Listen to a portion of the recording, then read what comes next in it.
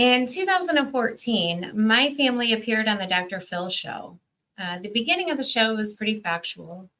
The middle of the show was pretty much for ratings. And by the end of the show, Dr. Phil looked me in the eyes and told me that I would not be able to parent my son in the next 2 years. My name is Amie Carter, and I am known in my community as the mother who didn't give up. My journey started in 2006, when my son was born.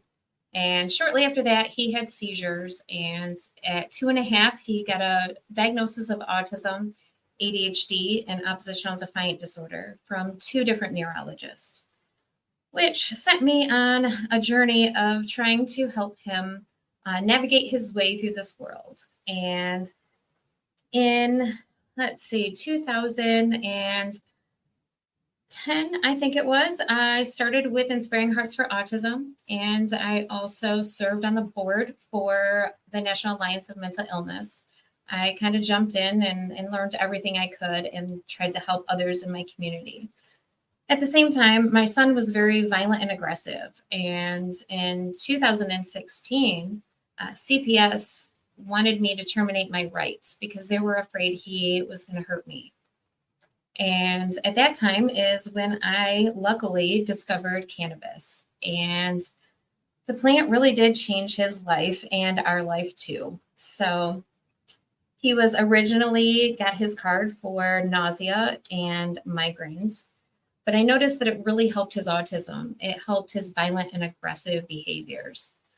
So in 2018, I petitioned the state of Michigan to add autism as a qualifying condition for medical marijuana in our state, and we succeeded in that. There are currently 112 minor patients in the state of Michigan that are receiving medical marijuana through the autism diagnosis. And I would like to say that autism is 1 out of 35 children nowadays. And back in 1998, it was 1 out of 10,000. So it's definitely very prevalent nowadays. And I really feel the reason that it was so important to do my story is because cannabis allowed my son to stay at home with us. And I want other parents to feel comfortable and to look into it as a viable option for their child that has not only autism, but any type of extreme or severe diagnosis that is treatable with medical marijuana. Now, I'm currently working on Jaden's Law, and Jaden's Law is to allow access to the minor patients while they're at school. Currently, I have to drive up to the school and park 1,000 foot away from the school, walk his medication in, and walk in, sign him out of class, and take him back to the car to hand him his capsule. And then I can drive him back and sign him back in. We have had medical marijuana legal in our state for minor patients since 2008. So we're in 2023 and it's well overdue. There are currently 10 states that have some type of legislation to allow the access of cannabis to minor children while at school. So hopefully Michigan will be the 11th. And I just want to say how wonderful things are now that cannabis has changed his life. My daughter is now 23 years old and my son is now 16. He's going to be 17 this year.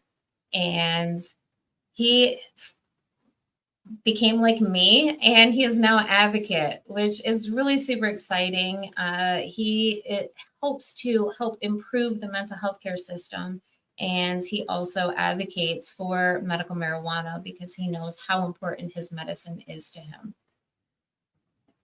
I don't want to tell too much of what's in my chapter because I'm hoping that you guys all purchase a digital copy for $2.99. For the next 3 days, you can do that. So please do. And I am just very grateful that I had this opportunity. The journey that we've been on has been very horrific, to be honest. For 10 years, I tried to get my son help, and I spent more time fighting with the school and the hospitals and even police officers. My son was in residential treatment for over 300 days of his life. So it was very extreme. And, honestly, it took a while, even after cannabis. He started when he was 9.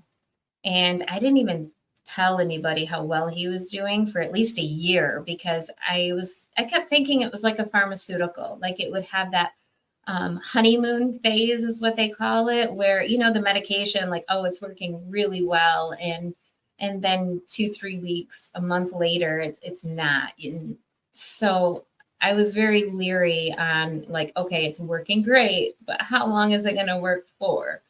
So I did wait like about a year before I put anything online about how well he was doing. But yeah, he's been on it since 9, and he's now 16, and he just keeps getting better. He is no longer cognitively impaired. His IQ has went up, and this kid can process things like you wouldn't believe. He blows my mind. And he hits milestones that I never thought he would hit. And it's such a beautiful thing to watch.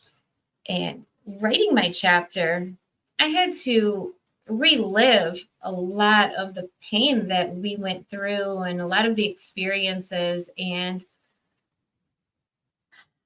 I'm so grateful that life is so much better.